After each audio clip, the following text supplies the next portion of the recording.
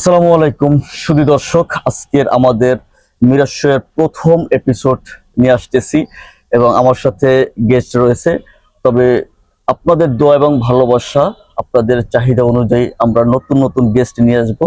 আজকের আমাদের হচ্ছে প্রথম এপিসোড। আজকের মেবি তারিখ হচ্ছে আজকের 1 তারিখ, জুন মাসের আজকের 1 তারিখ আমাদের প্রথম এপিসোড রিলিজ করলাম এবং আপনাদের ভালোবাসা নিয়ে ইনশাল্লাহ সামনের দিকে আগাতে চাই। তো বেশি অপেক্ষা না করে আমরা চলে যাচ্ছি আমাদের মূল অনুষ্ঠানে, মিরাজ শোয়ের প্রথম এপিসোড। তো সাথে থাকবেন, ইনশাল্লাহ দেখবেন সম্পূর্ণ পর্বটি। আসসালামু আলাইকুম। ওয়ালাইকুম আসসালাম। জি, আপনার নাম? আমার নাম মোহাম্মদ আনিস মোল্লা। আপনার ঠিকানা? আমার ঠিকানা জেলা বাগেরহাট, থানা চিতলমারি। আচ্ছা, আমাকে অনেকে দেখছেন, অনেকে চেনেন। হ্যাঁ, আপনি কিছু কন্টেন্ট করেছেন। আশা করি আপনারা সবাই ভালো আছেন, আমিও ভালো আছি। আচ্ছা, প্রথমে আপনাকে একটু বলে নেই, প্রথমে ভিডিওর শুরুতে একটু বলবেন আপনি কিভাবে আমার সাথে যোগাযোগ করছেন এবং কিভাবে আসলেন। ঢাকাতে কিভাবে আসছি? না না না, আপনি কিভাবে আমার সাথে এই শোটা করার জন্য যোগাযোগটা করছেন? আপনার সাথে এই শোটা কিভাবে যোগাযোগ করছি? আপনার এই হোয়াটসঅ্যাপ নাম্বারে কল দিয়েছিলেন? হোয়াটসঅ্যাপ নাম্বারে কল দিয়েছি, সেখান থেকে আপনার সাথে। তো শুধু দর্শক মন্ডলী, আপনারা যদি আমার সাথে এরকম অনুষ্ঠানে আসতে চান, আমি আসলে বাইরের ওয়েদারে, কারণ খোলা আকাশ নিচে এবং সুন্দর একটা পরিবেশ, এটার মধ্যে আমরা অনুষ্ঠানটা করতে যাচ্ছি। তো ঠিক আছে, আপনি শুরু করেন, মেইন পয়েন্ট গুলো বলবেন। মেইন পয়েন্ট গুলো, জায়গাটা খুব পছন্দ হয়েছে, খুবই ভালো জায়গা। এখানে হয়তো একদম ছোট সময় থেকে আপনি শুরু করবেন, মেইন পয়েন্ট গুলো। আমরা 4 ভাই। হ্যাঁ, আমার 4 ভাই, আমি বড়। হ্যাঁ, সংসারে আমি বড়। তখন দেখা যাচ্ছে যখন আমার 7-8 বছর বয়স, হ্যাঁ, তখন আগে এরকমের শিক্ষাবিদদের এরকম একটা চাহিদা ছিল না। হ্যাঁ, হ্যাঁ, অনেক। কিন্তু আমার একটু চাহিদা ছিল শিক্ষার জন্য। বা আপনার 4 ভাইয়ের ভিতরে আপনি কত নম্বর? আমি 1 নাম্বার। আপনি সবার বড়? আমি সবার বড় 4 ভাইয়ের ভিতরে। Okay. তখন পোলাপানরা স্কুলে যাইতো, আমি আমার সংসারে একটু টানের উপর ছিল, বুঝছেন, একটু অভাবী ছিল। একটু অভাব হয়েছিল।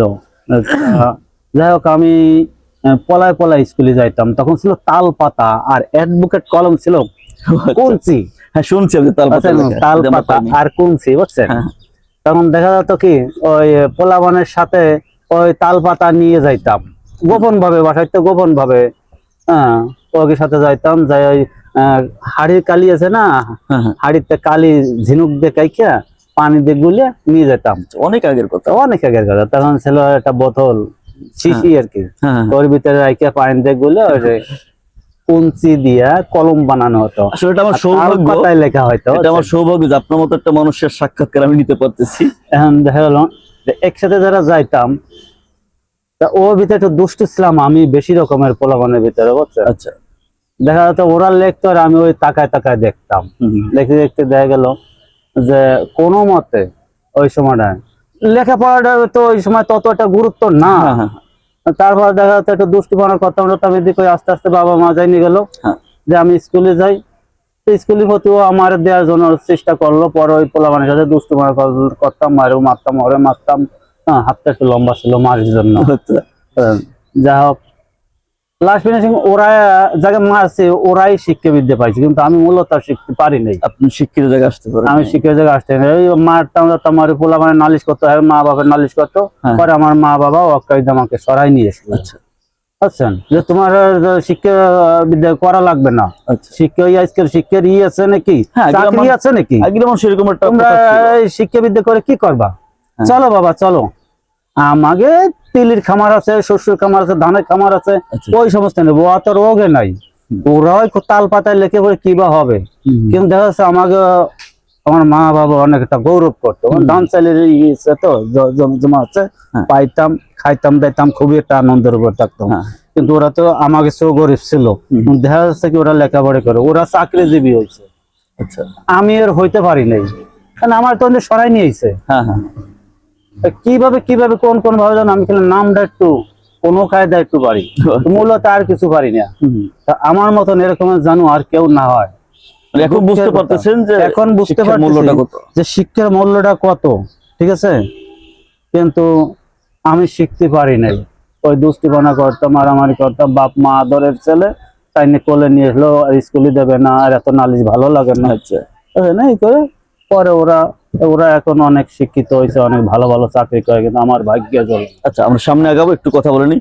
প্রিয় দর্শক মন্ডলী, আমরা আজকে প্রথম এপিসোড আমাদের মিরাজ শোয়ের, ইনশাল্লাহ আপনারা দেখতে পাচ্ছেন। আর আপনারা যদি আমাদের সাথে যোগাযোগ করতে চান, ইনশাল্লাহ আপনার এই পেজে হোয়াটসঅ্যাপ নাম্বার দেওয়া আছে, প্রোফাইলে হোয়াটসঅ্যাপ নাম্বার দেওয়া আছে, আপনি আমাকে SMS করতে পারেন।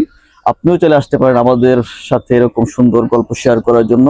হ্যাঁ, প্রথম আমরা শুরু করতে যাচ্ছি, পরবর্তী কি হবে সেটা আসলে আমার জানা নেই, তবে ইনশাল্লাহ ভালো কিছু হবে, কারণ ওনার গল্পটা আসলে খুব মর্মান্তিক। তো শুরুতে আসলে ভালো কিছুই হয়, তো সাথে থাকবেন, ইনশাল্লাহ দেখতে থাকুন। হ্যাঁ, শুরু করেন। দেখা গেল আমি আর স্কুলে যাইতে পারলাম না, আমার ভাগ্য আর হলো না।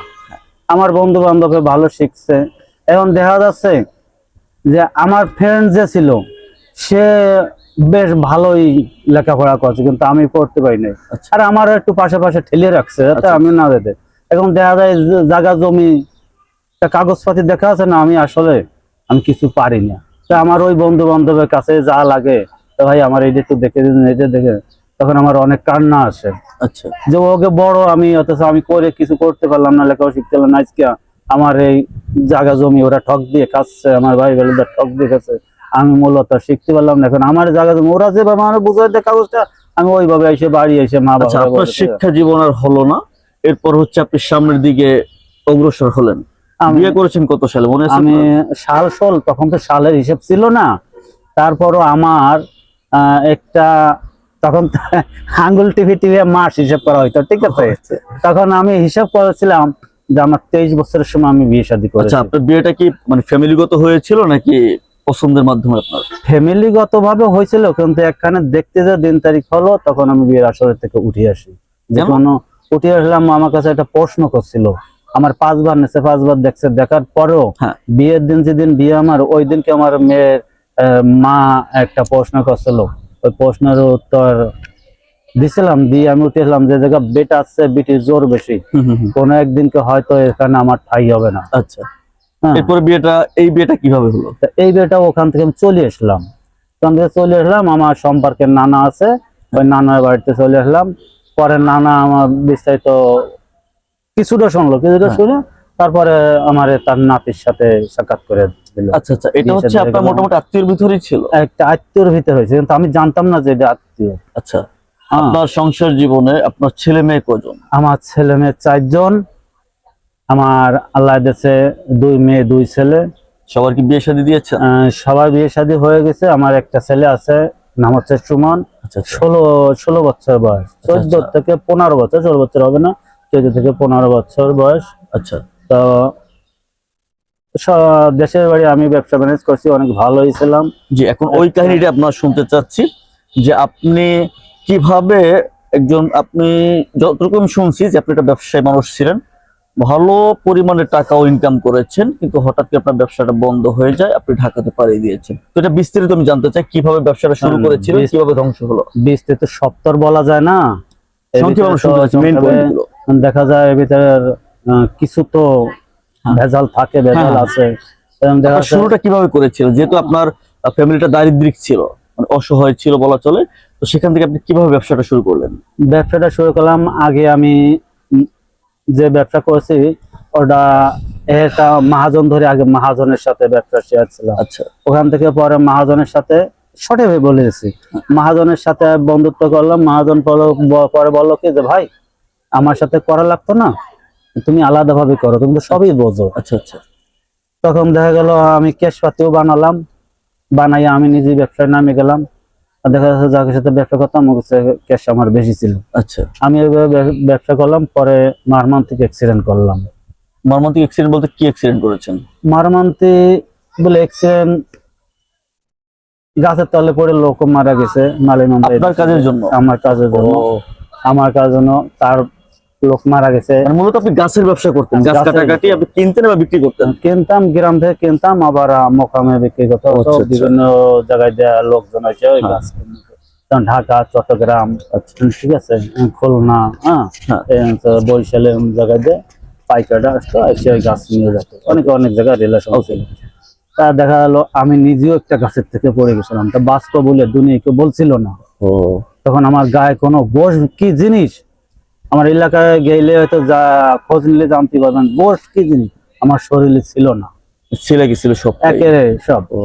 এখন দেখা যাচ্ছে আমি চোখে একটু কম দেখি, এই দেখেন এই চোখের ভিতরে রড ঢুকে উপর দিয়ে বেরোচ্ছে, এই সেলাই আছে, দেখছেন? হ্যাঁ দাগ দেখা যাচ্ছে। চোখ ছিল বাইরে, রড ছিল ভিতরে, শরীরে বলতে কোনো গোশ ছিল না, রডে চিহ্ন আচ্ছা, বিচ্ছিন্ন। এটার জন্য কি ব্যবসাটা বন্ধ করেন আপনি? এটার জন্য ব্যবসাটা বন্ধ হয়ে গেল, ওটা ওই ওই অবস্থা গেল, মালি মামলার ভিতরে পড়ে গেলাম, মানে মার্ডার মামলা থেকে পড়ে গেলাম। তা যা হোক কেস কাণ্ড ওটা আল্লাহ মাফ করার মালিক, সেই মাফ করছে। হ্যাঁ। এখন আমি একটা ফ্রেশ, কিন্তু এখন যখন ফ্রেশ হয়ে গেছে তখন আমার পয়সা করে ছিল না, বুঝতে মানে ওই মামলার পিছনে প্লাস হচ্ছে আপনার আমার চিকিৎসার পিছনে চিকিৎসা হয়েছে। হ্যাঁ, তখন আমার আবার চারটা ছেলে মেয়ে, তিনটারে বেশি লেখাপড়া করাইছি, বুঝছেন, এবং মেয়ে দুটোরে বিয়ে করাইছি, ছেলেটারও বিয়ে করাইছি, ছেলেটাও বিয়ে করছে। আর ছোট ছেলেটারে আমি লেখাপড়া করাইতে পারলাম না, ওই পূর্বে আমি যেমন একটা ভাজল ছিলাম না, আমার ছোট ছেলেটা হুবহু ওই রকম সেম আমার মতো। আপনার সাথে আসতেছি। প্রিয় দর্শক মন্ডলী, আপনারা আমাদের অনুষ্ঠানটি দেখতেছেন, শুনতেছেন আমাদের এই মুরব্বীর কথা। ইনশাল্লাহ আমরা শুরু করেছি, ভালো কিছু সামনে আছে, পুরো গল্পটা দেখবেন। আর আমাদের সাথে যোগাযোগ করার মাধ্যম হচ্ছে আমার প্রোফাইলের বায়োতে হোয়াটসঅ্যাপ নাম্বার দেওয়া আছে, এখানে আপনি মেসেজ করতে পারেন, শোনাতে পারেন আপনার গল্পটি। ইনশাল্লাহ পরবর্তী এপিসোডে আপনি হতে পারেন আমাদের একদিন গেস্ট। তো সাথেই থাকুন, পুরো গল্পটা ইনশাল্লাহ শুনবেন, আশা করি ভালো লাগবে। হ্যাঁ, শুরু করেন। এখন দেখা গেল একটা ভুল মানুষের পিছনে পড়িয়া তারা আমি দেশ ছাড়লাম। আচ্ছা, দেশ ছাড়লাম, তখন দেশ যখন যে কায়দায় ছাড়ছি তখন আমার কাছে কোনো টাকা ছিল না। আচ্ছা আচ্ছা আচ্ছা বুদ্ধের ভুলের জন্য একটা ভুল মানুষের ফান্দে পড়িয়া এই ঢাকা। আচ্ছা, আপনি ছিলেন খুলনাতে, বাগেরহাট আপনার হচ্ছে চিতলমারি। তো আপনি ওখান থেকে ঢাকাতে কেন পাড়ি জমান? ওখানে বসে তো কিছু একটা করতে পারতেন, ঢাকায় এসে একটা কিছু করেন। আপনি বর্তমান কি কর্মে আছেন? আমি আমি এখন একটা চাকরির ভিতরে আছি। আচ্ছা, প্রাইভেট কোম্পানি চাকরি করেন? চাকরি করে দেখছেন। আচ্ছা, বাড়িটা কেন ছাড়লেন?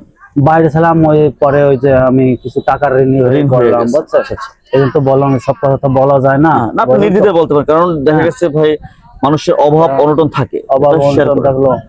কিন্তু দেখা গেল যে আমি ওই অভাবের জন্য দেনালারা আমাকে ছাড়ে না। হ্যাঁ, দেনালারা ছাড়ে না। বললাম যে আমি বিকেলে টাকাটা দেবানি, তো আমাদের ছেলে আছে, কাটা আছে, এদিক সেদিক পয়সা করে বিকেলে দেবানি। তাও আমার গালি দিয়ে বলো কি বিকেলে মায়ের বাপ টাকা দিবি অক্ষর। আসলে কিছু কিছু মানুষ আছে ভাই, এই যারা টাকার ব্যবসায়ী, এরা আসলে কোনোভাবে ছাড় দিতে চায় না, কিন্তু দেখা গেছে যে একটা মানুষ যখন চলে যায় তখন কিন্তু সেই ছাড়টা দেয়। কিন্তু দেখা যাচ্ছে যে এখন আমি যখন আসছি খুব সম্ভবত 2020 সালে, 2020 সালে ঢাকায় আসছি খুব সম্ভবত। আচ্ছা, তবে আসার পরে আমি আসলাম রাতের বেলা পলাইয়ে, বুঝছেন, দেনা পাওনা ছাড়ে না, মা মাথায় তুলে গালি দিল, আমার লাগে গেল যে দেশে কেউ আমার তুই বলে কোনো কথা বলি নেই। তখন ওই মা তুলে গালিটা দিল, অনেকটা কষ্ট পেলাম, বুঝছেন। কষ্ট পেলে তখন আর সামলাইতে পারি না, পরিস্থিতি খুব খারাপ হয়ে গেছে, পরিস্থিতি খারাপ হয়ে গেল।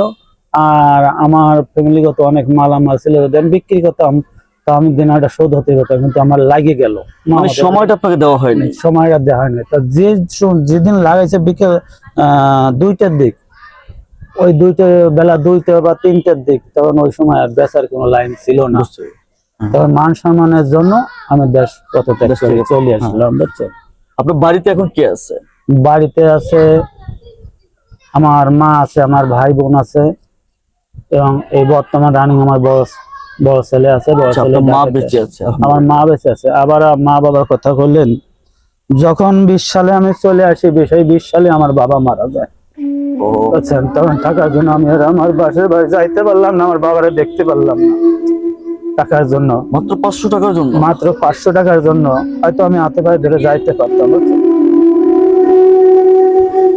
প্রিয় দর্শক, আসলে অনুষ্ঠানটা কোন পর্যায়ে যেতে যাচ্ছে আসলে আমি বুঝতে পারতেছি না, কোন পর্যায়ে অনুষ্ঠানটা নিয়ে যাচ্ছি। তো সবাই একটু ধৈর্য সহকারে শুনবেন। আসলে ওনার গল্পটা এত রোমান্টিক যে আসলে চোখে পানি ধরার মতন আমি পার্সোনালি শুনেছি। তো এই জন্য হচ্ছে ওনাকে আমি প্রথম গেস্ট করেছি, একজন মুরব্বী মানুষ কি পরিমাণ যে কান্না করে। তো পুরোপুরি অনুষ্ঠানটা দেখবেন, অনুরোধ রইল। হ্যাঁ, বলেন। খবর পাইলাম, বাড়িতে আমার ফোন দিল আমার ছোট ভাইটি, যে দাদা আব্বার বাইসে নিয়ে আব্বা মারা গেছে। মনে করে কানলাম, যে বাড়িটা ভাড়া ছিলাম, বাড়িওয়ালা ম্যানেজারে বললাম, ভাইয়া আমার 500 টাকা দেন, ভাই আমার বাবা মারা গেছে, আমি আইসি আবার আপনাকে দেবানি। আমার দিল না, যদি কেউ পলাই চলে যায়। আমার তো এখানে মালামাল ছিল, হ্যাঁ হ্যাঁ আমার স্ত্রী সন্তান ওইখানে ছিল, আমি ওকে ধুয়ে চলে যেতাম। 500 টাকা তো সবাই নিয়ে যাওয়া যেত না। না না না আমি যেভাবে কান্নাকাটি করে গাড়িতে যাইতে পারতাম। হ্যাঁ আমার দুর্ভাগ্য কপাল, আমি আর আমার বাবারে দেখতে পারলাম না। আর বাবার বড় সন্তান, যাই হোক, পরবর্তীতে কি আপনি বাবা যেতে তো পারছিলেন অনেক কিনা? কষ্ট করে আমারে লালন করছে, খাওয়াইছে। হ্যাঁ হ্যাঁ একটা ফল বাবা খাইতে যাই, ও খাই নাই, আমার জন্য নিয়ে আইছে। বড় সন্তান, বড় সন্তানের ভাই আসলে আলাদা একটা বিষয়। বাবাটা যখন মারা গেল আম্মা করে কানলাম, আর আমি যাইতে পারলাম না। দিন আর অভাব, গেলে দেনালারা ধরবে। আর ধরলেও যখন বাবা মারা গেছে তখন তো দেনালারা বসতো, যখন বাবা মারা গেছে এই মুহূর্তে টাকা পয়সা চাওয়া যাবে না, হ্যাঁ হ্যাঁ বা তারাও আমারে কিছু সান্ত্বনা দিলে দিত, কিন্তু আমি টাকা বিনে যাইতে পারলাম না এই জায়গায়। আর আমার স্ত্রী এতটা অনুভব করলো না, যার বাবা মারা গেছে, বাবার কিভাবে পাঠাবো, সেও এতটা অনুভব করলো না, অতটা বা মূল্যায়ন নিল করে না, নাই। কোনো মূল্যায়ন করলো না। আচ্ছা আচ্ছা, তো এটার একটু আমি কারণটা জানতে চাই। আপনার ওয়াইফ কেন এমনটা করবে? কারণ তারও শ্বশুর এবং আত্মীয়ের মধ্যে যেহেতু বিয়েটা করেছেন, তো সে জায়গা থেকে আপনাকে তো সে 200-500 টাকা আসলে বর্তমান ধার করাটা কোনো ব্যাপার না, কিন্তু সেও তো পারতো। যেহেতু আপনি ইমোশনাল হয়ে গেছেন আপনার বাবার মৃত্যুর খবর শুনে, এই ফ্যামিলি কি এমন কেউ ছিল না যে 500 টাকা আপনাকে ম্যানেজ করে পাঠাবে? ফ্যামিলিতে ছিল না ওই সময়, তোর কারো মাথা কাজ করে নাই, বুঝছেন, কারো মাথা কাজ করে নাই। আর আসলে কইলেও কর্ম হচ্ছে ফেলাই নিজের মুখেই পড়ে। হ্যাঁ হ্যাঁ আমার বাবা মা আমার ভিন্ন করে দিল, এই তেহার কষ্ট, তখন তো ধান চাল বাবা মা ছিল। আচ্ছা আচ্ছা, আপনার উপর একটু অত্যাচার ছিল আর হ্যাঁ। কি। হ্যাঁ, বুঝতে কিন্তু পারছি। আমার এই জন্য আর কি আমার স্ত্রী আমার বাবা মারে এখনো ভালো দেখে না। আচ্ছা আচ্ছা, এই যে আমার আমি, মনে একটু কষ্ট লাগছে। হ্যাঁ, এখনো আমি এত টাকা ইনকাম করি, আল্লাহ আমার করতেছি। তো এখনো দেখা যায় যে আমি যদি আমার বাবা মারে পাঠাই কোনো টাকা জানতে পারে, তাহলে অনেকটা সংসারের লাগে ঝামেলা হয়। ঝামেলা হয়। আচ্ছা, কিন্তু এটা ভাবে না যে আমার বাবা মার জন্য আমি দিন দুনিয়ার মুখ দেখছি এবং সেও আমার ধারে আসছে। এটা আসলে কিন্তু এটা সে ভাবে না, এটা কোনো এটা যদি সময় সে জানে না। কোনো প্রকার কষ্ট পেয়ে থাকে, তো আমি বলবো যে একটা মানুষ যখন মারা যায়, তো সেই জায়গা থেকে আসলে তার প্রতি কিন্তু রাগ রাখা উচিত না। না। আমার যেটা মনে হয়, তখন আপনাকে আসলে ম্যানেজ করে পাঠানোটা উচিত ছিল, যেহেতু আপনি নার্ভাস হয়ে গেছিলেন বা অনেক ভেঙে পড়ছিলেন। চাইলে তারা পাঠাইতে পারতো, এটা আসলে আমি বলবো এটা ভুল ছিল তাদের। তো যাই হোক, তার মনে হয়তো বা কষ্ট ছিল। আচ্ছা ঠিক আছে, পরের ধাপে আসেন, এরপরে কি হলো? পরে ধাপে এখন দেখা গেল বাবার তো মাটি হয়ে গেল, আর যাইতে পারলাম না। আচ্ছা বাবা আমাকে ভিতরে দেখা যায় 3 দিন পরে একটা দোয়া দূর করা হয়, হ্যাঁ কিছু সিন্নি সালাদের ব্যবস্থা হ্যাঁ, করা হয়। তখন আমি যা কিছু পারলাম আমি শরীর থাকলাম, আচ্ছা। সামথিং। আচ্ছা আচ্ছা আর পরে দেখা গেল মা বেঁচে থাকলো, মার সাথে লাইন গার্ড মানে যোগাযোগ করলাম। পরে কিছুদিন পরে তখন আর কি ওই মাথায় নিলাম যে আরে টাকা রে, আজকে আমার 500 টাকা বাবারে দেখতে পারলাম না। তখন আমি অনেক কষ্ট ক্লাস করলাম মনে মনে, আড়ি দিয়া যে ইট ভাঙ্গি, এ রাজা জোগাইলে খাটি, এই রিক্সা চালাই, এভাবে আর কি অনেকটাই করলাম। যে বাবা চলে গেছে, মা তো আছে, মারে জানি এরকম না হারাই। তারপরে দেখা যাচ্ছে এভাবে অনেক কষ্ট ক্লাস করিয়া এখন আল্লাহর রহমতে আমি যে কোনো সময় হাঁটা যেতে পারি, মার সাথে যোগাযোগ করি, ভাই বোনের সাথে যোগাযোগ করি। কিন্তু তখন আমার এই অবস্থাটা ওই সময় আর ছিল না। তখন তো আমার মনে এরকমের এটা টেক নিলাম যে হাতের তে যেন আল্লাহ তুমি কোনো সময় যেন আমার টাকা না কমাও, আমার হাতে যেন সবসময় যেন আল্লাহ তুমি আমার টাকা ম্যানেজ করে দিও। আলহামদুলিল্লাহ। তারপর আমি হাতে সবসময় যেন কম বেশি টাকা রাখা দিছি, আল্লাহর রহমতে আল্লাহ দেওয়ার আচ্ছা, মালিক। আপনার হাতে একটা কাটা দাগ যেটা আমি দেখতে পাচ্ছি অনেক বড়। দর্শক, যদি আমি একটু জুম করে দেখাই আপনাদেরকে, অনেক বড় একটা কাটা দাগ এখানে। হ্যাঁ, এটা একটু এই বিষয়টা জানতে চাচ্ছি, এটা কি গাছ থেকে পড়ছেন সেই জন্য না অন্য কোনো কারণ? না না না, এটাই আমি এই ঢাকাতে আইসা বাগেরহাটের একটা ক্লাব ছিল। আচ্ছা আচ্ছা, বাগেরহাটে আপনি যেখানে থাকেন? আমি যেখানে থাকি ওখানে বাগেরহাটের একটা ক্লাব ছিল। থাকবার পর ওখানে একটা সালিশির মাধ্যমে ছিল, একটা মারামারি হয়েছিল, ওখানে সালিশ ছিল। আমি ওইখান থেকে যাওয়ার পথে ওর উপর তালা হচ্ছে আমার বাসা, নিচতলা হচ্ছে ওই ক্লাবটা। তখন আমি হট করে আসবার পথে আমি দেখি আমার বাসার নিচে এত মানুষজন, আমি আর একটা আমার এলাকার ভাই, তারে আমি চিনি, ও আমার এলাকার ভাই, তার বললাম ভাই এখানে এত লোকজন কেন, আচ্ছা এত লোকজন কেন, বলো কি এটা এখানে একটা মেয়েলি কেস, তার বিচার সালিসি হচ্ছে। আচ্ছা তা আমি বলে ভাই তো দেখি, তা দেখি বলতে কইলেই পিছন দিয়া আমার ওই যে কিশোর গ্যাং কাছে বলে, কিশোর গ্যাং। কিশোর গ্যাং আচ্ছা। আসলে তো আমি চিনি না আর কোনোদিন শুনিও নাই, আচ্ছা ওরা এসে এলো ভাতাড়ি কোপা কোপা। ও মানে আপনি এই কি তখন- এই যে মামলাটা বা যে সালিসিটা হচ্ছিল এটার সাথে কোনোভাবে কানেক্টেড ছিলেন আপনি? না না না না, এ আমি জানিও না। আচ্ছা আপনি বাসা থেকে নাইমা দেখেন যে লোকজন বাসায় আসতেছিও না, আমি কাজের থেকে আসতেছি বাসায়, ডিউটি থেকে। তখন আমার বাসার নিচে দেখি অনেক মানুষজন ক্লাবে, আচ্ছা আচ্ছা ক্লাবের ভিতরে আছে বাইরে আছে। তো আমি জিজ্ঞেস করছি এখানে এত মানুষ কেন, বললো এখানে একটা বিচার সালিসি, আমার গ্রামের ভাষায় বলে বিচার সালিসি, আচ্ছা আর এই ঢাকার ভাষা বলে এখানে একটা দরবার, আচ্ছা আচ্ছা আচ্ছা একটা দরবার হচ্ছে। হ্যাঁ হ্যাঁ তখন আমি একটু দেখতে দাঁড়াইলে হট করে এখানে ওই পোলা পান্ডা এক দেড় কোপাচ্ছে, যারে পাচ্ছে এরা কোপাচ্ছে। ও তখন কোপ আমার একটা দিল, আমার একটা দিছিল ঘাড়ে, এই ডানা এখানে ঝুলে পড়লো দেখলাম, পরে দিল এখানে দেওয়ার সাথে আমি থাবা দিয়ে ধরে হলাম, আমার এই হাড্ডিটা কেটে দুটো ভাগ হয়ে গেছে, দুটো ভাগ হয়ে গেছে। তখন আমার এখানে আমার ছেলে মেয়ে ছিল, মানে ফ্যামিলি সবাই আমার এখানে? ফ্যামিলির এখানে ছিল। তা আমি আগে বসতে না দিয়ে পরে আমি তো পড়ে গেছিলাম, অনেকটা ব্লাড পড়ে গেছে, তো নিচে পড়ে গেলাম, পড়ে যাইও আমি নিজে নিজে মুট করে ধরে হাতটা সন্নি করে আমি আমার বাসায় দোতলায় উঠে গেলাম। আমি আমার ছোট মেয়ের নাম সানজিদা, বললাম সানজিদা রে আমার একটা গামছা দাও তো মা, বড় একটা গামছা। তো ছোট্ট একটা গামছা নিয়েছে, আমি বললাম মা ওই গামছাটা হবে না, তো বড় গামছা নিয়েছে। আমার পিছনে ওই বাসার আর একটা ভাই আর কি, ও আমার সাথে ছিল, ও ধরলো, ধরে গামছাটা দিয়ে বাইন্ধে দিল। যখন পড়লো ওখানে বেশ কিছু ব্লাড পড়লো, না হাড্ডিটা তো দুই খণ্ড, একদম আলাদা হয়ে গেছে। একেবারে আলাদা, কারোর সাথে কোনো যোগাযোগ নেই। পরে ওরা আমার বাইন্ধে দিয়ে অনেক কান্নাকাটি করলো।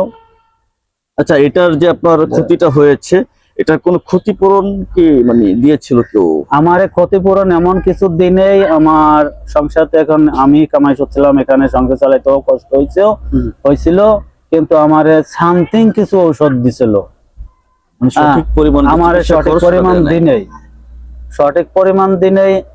আর এজন্য ওই সময়টায় যার জন্য হয়েছিল যে এই ক্লাবের পুরো একটা ছিল, ওর জন্য কি বলে মানে দায়িত্বশীল যে আর কি, হ্যাঁ হ্যাঁ হ্যাঁ উনি আমার কিছু চিকিৎসা দিল, বললো কি যে কিছু লাগে আমি দেবান, সভাপতি যারা কয়। হ্যাঁ হ্যাঁ হ্যাঁ বুঝতে পারছি। তা ঈদের জন্য দেখা যাচ্ছে আমার কিছু টাকাও দিছিল পরিবার সংসারে খাওয়ানোর জন্য, ছেলে মেয়ে। আচ্ছা যার মারুপদে ছিল সেও কিছু রাইখে দিয়া আমার পরে 500 টাকা দিছিল।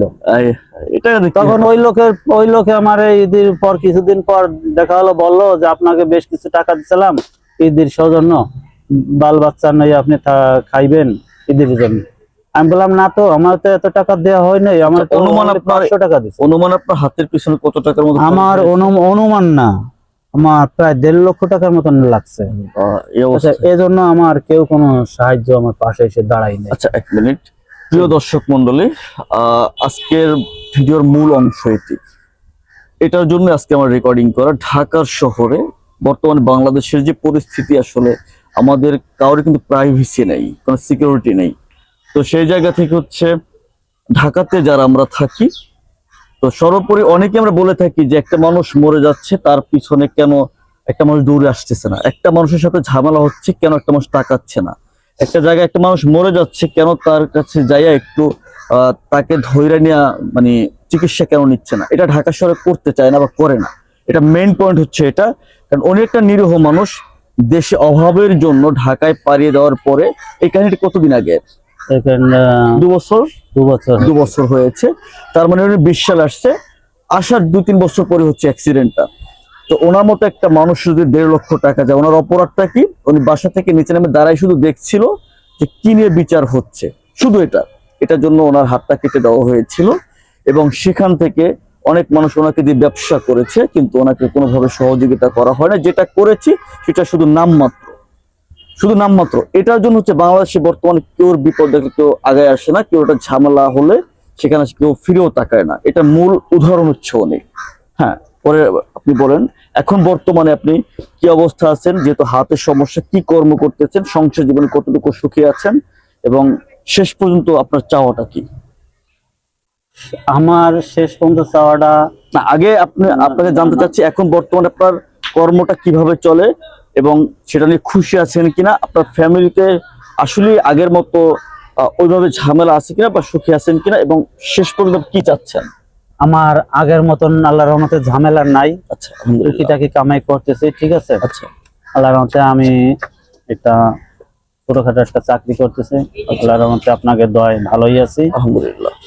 এখন আমি চাচ্ছি যে ওই যে বলছি, যেভাবে দিন আল্লাহ নিচ্ছে আমি আল্লাহর উপর শুকরিয়া, আল্লাহর উপরে আমি শুকর করি যে আল্লাহ আমাকে যেভাবে রাখছে এভাবে আমি সুস্থ থাকি, আল্লাহ আমাকে সুস্থ রাখুক। হ্যাঁ, আচ্ছা, পরিবার অনেক ভালো আছে আল্লাহর রহমতে।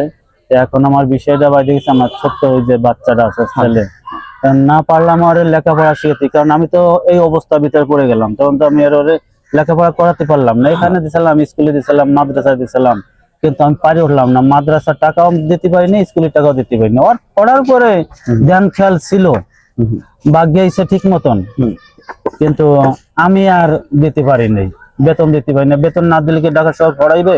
না, আসলে আপনার কি এটা মনে হয় না যে আপনি এটা ভুল করছেন? কারণ যেহেতু আপনি শিক্ষিত হতে পারেন নাই, আপনি জানেন যে বর্তমান যুগে যদি কোনো জায়গায় আপনি যদি ভাড়াও খাটেন বা আমাদের গ্রামে বদলা বলে যাকে আর কি, হ্যাঁ, বদলি যে কাজকর্ম করে, এটা করতে গেলে কিন্তু বর্তমানে হিসাব করে টাকা আনতে হয়, সেক্ষেত্রে কিন্তু শিক্ষিতের প্রয়োজন। এটা আপনি বুঝেন কিন্তু, কারণ আপনি সেই ধাক্কাটা খেয়েছেন।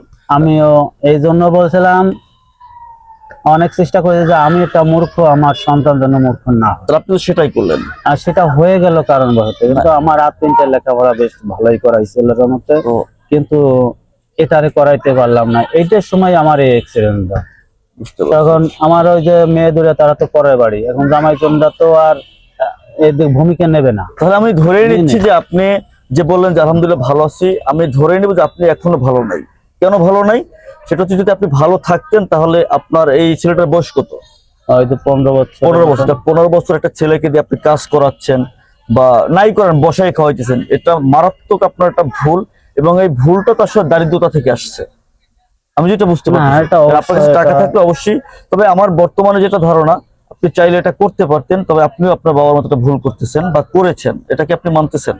হ্যাঁ, এটা আমি মানি, কিন্তু এখন এই ছেলেরে আর আমি দিতে পারলাম না। এখন তো বেলাইন হয়ে গেছে হয়তো বা। বেলাইন হয়ে গেছে। আচ্ছা, আচ্ছা, এখন আমি তো কষ্ট ওইদিকে তো সবচেয়ে বড় কষ্ট ওইদিক, ধান দৌলত থাকলে এখন ওই খুশিটা নাই, আচ্ছা, আচ্ছা, যেটা আমি ভুগতেছি। হ্যাঁ, এই যে টাউন মোকামে ঘুরে পড়ে দেখা যায় একটা সাইনবোর্ড আছে, এখানে যাই তাহলে সাইনবোর্ড আছে, আমার চোখ আছে, আচ্ছা, আচ্ছা। দেখতে পারি কিন্তু করতে পারি না। এই কষ্টটা আমি সবসময় জন্য বুঝি। দেখ, আল্লাহ আর দেখিও। আপনাকে আসলে ভালো একটা পর্যায়ে রাখুক। আর এরপর যে আপনার সংসার জীবন আলহামদুলিল্লাহ মোটামুটি ভালো আছেন যতটুকু আমি শুনছি। আর আপনার লাইফে শেষ চাওয়া কি? এবং আমি বলবো যে আপনার এই যে ঘটনাটার মধ্য থেকে প্রিয় দর্শক, আমি শুধু আজকের ওনার ভিডিওটা করেছি, একদিক হচ্ছে আমার প্রথম শো এটা, এবং একজন বয়স্ক মানুষকে নিয়ে আসলে জাস্ট সময় কাটানো, কারণ পরবর্তী এপিসোড গুলো হতে যাচ্ছে লাভ স্টোরি এবং একদম স্যাড লাইফ, মানে যাকে দারিদ্রতা বলে। আমি খুব ভালোভাবে ঘেটে তারপর হচ্ছে শোগুলো করতে চাচ্ছি। আজকের এটাকে নিয়ে করার মূল উদ্দেশ্য ছিল এটা, যেহেতু আমি ঢাকায় থাকি, বর্তমান অবস্থাটা যে মানুষ মানুষের পাশে কেন দাঁড়ায় না, শুধু ওনার একটা অ্যাক্সিডেন্টের জন্য আজকে সবটা শেষ হয়ে গেল। ওনার ছোট ছেলে শিক্ষিত করতে পারলো না, লেখাপড়াটা ডাউন হয়ে গেল। অনেক কষ্ট, অনেক উনি বলতেছে আমি ভালো আছি, আমি জানি যদি ভালো নাই, যদি ভালো থাকতো, কারণ এই একটা মানুষের যে বর্তমানে 300 থেকে 400 টাকা ইনকাম করে সংসারটা চালায়, তার মতো একটা লোকের যদি 1.5 লক্ষ টাকা চিকিৎসা খরচ হয়, এখানে আমি ধরেই নিব যে 1.5 লক্ষ টাকার ভিতরে 1 লক্ষ টাকা ওনার ঋণ ছিল। এটা তো সত্য, ছিল, এখনো আছে, এখনো আছে। এখনো আছে। তাহলে মানুষ মানুষের পাশে কিভাবে দাঁড়াবে? একটা সমস্যা হলে মানুষ কিভাবে তার সামনে গিয়ে দাঁড়াবে? এটা হচ্ছে আমাদের মেইন পয়েন্ট। এখন আপনাকে নিয়ে আসলে শোটা বেশি বড় করবো না, যেহেতু আমার প্রথম শো এবং এটা আসলে স্টারিং শো, যার জন্য আসলে আমি ওইভাবে মুভমেন্টকে আসলে তৈরি করতে পারি নাই। আর আপনার শেষ জীবনের চাওয়া কি আছে আপনার, যে এটা হলে আমি খুশি থাকবো? এখন এখন আমার ইচ্ছে হলো এইটা, যে ছোট সন্তানটা কিভাবে বাঁচবে, আল্লাহ কিভাবে রাখবে। বড় ছেলেটা আছে, সে তার মতে থাকে, ভালো আছে, ভালোই আছে, কিন্তু ছোট ভাইটার উপরে প্রতি তত টান না, তত টান না। এখন তো জ্বর মতো আমি দিছি, হ্যাঁ, আর মানুষ তো আল্লাহ করছে, আমি তো আর মানুষ করতে পারতেছি না। সেই মানুষ করছে, আমি দেখা যাচ্ছে এখন ভাত দিচ্ছি, আল্লাহ দেয়া আছে তাই চেষ্টা করতেছে। এখন দেখা যাচ্ছে যে সামনে আমার ছেলেটা কি একটা কর্ম করে খাবে, সেই একটা লাইন ধরার জন্য আমি একটা চেষ্টায় আছি। যে বড় কোনো টাকা পয়সা তোর নাই, যে বড় কোনো আমি কোনো একটা ব্যবসা ধরা দেবো বা একটা ব্যবসা করবে এমন না। তা চিন্তা করছি যে কিছু পয়সা করে গোছাইয়া, আর ঢাকায় তো আরো অনেকদিন থাকতে পারবো না, আমারও তো বল নাই, অনেকদিন থাকতে পারবো না। দেশের ছোট্ট একটা ঘর আছে, সাইডে আমার ছোট্ট জায়গা আছে, চিন্তা করছিলাম ওর ছোটখাটো একটা দোকান করে দিতে পারলি খুব সম্ভবত আমি মরলিও আমার সেটা বলতো যে আমার যদিও আমার বাপ মা অশিক্ষিত বানাইতে গেছে, আমার একটা রাস্তা দিয়ে গেছে, একটা পয়সালা করে গেছে, তাহলে একটা মনটা বুঝ দিতে হতাম যে না আমার ছেলেটা পরে ক্ষেত্রে আমার মতন কাজ যেন আর করে না যায়। আপনার চাওয়াটাই হচ্ছে আপনার ছেলেটাকে যদি একটু দাঁড় করে দিয়ে যাইতে পারতাম আমার এই। আচ্ছা, শুধু দর্শক মন্ডলী, আজকের অনুষ্ঠানটা আর দীর্ঘ বেশি একটা করবো না, জাস্ট আজকের আপনাদের প্রথম শোটা উপহার দিলাম আপনাদের ভালোবাসা পাওয়ার জন্য। যেহেতু মুরব্বী মানুষ, ওনাকে অতটা আমি হার্ডও করতে পারি না, তো সব থেকে ভালো লাগছে এই জায়গা থেকে যে ওনার মতো একটা বয়স্ক মানুষ আমার শোতে আসছে, আমার বাবার বয়সী। তো সর্বোপরি ওনার জন্য শুভকামনা, দোয়া। আর ওনাকে শুধু শোতে আমার ডাকা হচ্ছে একটা কারণে, যে উনি কিভাবে দেশের থেকে আসলে পালাই আসছে, বা যদি বলি আসলে না বলে চলে আসা, এক কথায় আমার বাবা মারও আসবার পথে বলে আসতে পারে নাই। তো সুতরাং আমি একটা কথা বলবো, এরকম হাজারো না লক্ষাধিক মানুষ আছে যারা দিনাদায়ের দায়ে এই ঢাকাতে পাড়ি জমাচ্ছে, এবং কিছু কিছু টাকা ব্যবসায়ীর কারণে হচ্ছে আজকের মানুষের এই ঢাকাতে আসা। তো বলতে পারেন যে কেন এরকম টাকা নিচ্ছে, তো যার টাকা সে চাবি। তবে হ্যাঁ, আমার মনে হয় আপনার টাকা আপনি চাবেন, অন্তত একটা মানুষ যদি অসহায় পড়ে যায়, অন্তত তাকে একটু ম্যানেজ করার মতো টাইমটা আপনার দেওয়া উচিত। অবশেষে তো আপনি সেই টাইমটা দেন, কিন্তু মানুষটা আর জায়গায় থাকতে পারে না। তো সর্বোপরি হচ্ছে আমাদের অনুষ্ঠানটা সামনের দিকে আরো ভালো ভালো অনুষ্ঠান নিয়ে আসবো। আমাদের সাথে যোগাযোগের মাধ্যম হচ্ছে আমার হোয়াটসঅ্যাপ নাম্বার দেওয়া আছে, ওখানে আপনি মেসেজ করতে পারেন। এবং আপনারা যারা দেখতেছেন আমার চ্যানেলটাকে সাবস্ক্রাইব করে রাখবেন এবং ফলো করে রাখবেন টিকটক প্ল্যাটফর্ম এবং হচ্ছে ফেসবুক পেজ, এখানে আপনি ফলো করে রাখতে পারেন। আর ইনশাল্লাহ ভালো কিছু সামনের দিকে আমি নিয়ে আসবো, যেহেতু শোটা কেবল রানিং করলাম, আজকে আমাদের ফার্স্ট শো। আর আরেকটা জিনিস হচ্ছে আপনাদের কাছে একটা সুখবর দিয়ে রাখি, আজকে আমরা ভিডিওটা রেকর্ডিং নিয়েছি। ইনশাল্লাহ আপনাদের যদি ভালোবাসার সেই পরিমাণ আমি পাই, যদি আমি মিরাজ হাওলাদার সামনে অগ্রসর হতে পারি, ইনশাল্লাহ কথা দিচ্ছি এইরকম অনুষ্ঠান আমি স্টুডিও সিস্টেম করব এবং একযুগে ফেসবুক এবং ইউটিউবে লাইভ করব, এবং আমাদের সাথে কথা বলার মতো কল সেন্টার চালু রাখবো, যেখানে আপনি সরাসরি কথা বলতে পারবেন আমাদের গেস্টের সাথে। তো আজকের অনুষ্ঠানটা বেশি দীর্ঘায়িত করবো না, আপনি আমার দর্শক আমি কি বলবো যে আমার মতন দুঃখিনী যেন না কেউ না হন। আর ছেলে সন্তানদের তো সবাই ভালোবাসে, আদরই করে, কিন্তু এরকম চেষ্টা করবেন যে বাবা মারে খেদমত করার জন্য। আমার মতন যেন বাবা হারান না, বাবা হারাইলে পরে অনেক কষ্ট পাইবেন। মার প্রতি খেয়াল রাখবেন, মারে ওষুধ কিনে দেবেন, মার প্রতি খেয়াল রাখবেন, মা কি খালো কি না খালো দেখবেন। আমি যেমন বাবারে হারাইছি, এরকম বাবারে কেউ হারায়েন না, মারে হারায়েন না, পরে কামলে আর পাইবেন না। ভালো থাকেন, সুস্থ থাকেন, আমার জন্য দোয়া করে। অসংখ্য ধন্যবাদ, আমার সুমনের জন্য দোয়া করে। অসংখ্য ধন্যবাদ আপনাকেও এতক্ষণ আমাকে সময় দেওয়ার জন্য। তো প্রিয় শ্রোতা, আজকের অনুষ্ঠান এই পর্যন্তই। ইনশাল্লাহ সামনের যে অনুষ্ঠানগুলো নিয়ে আসবো, আপনারা আবার আমাদের সাথে থাকবেন। অসংখ্য ধন্যবাদ। আসসালামু আলাইকুম।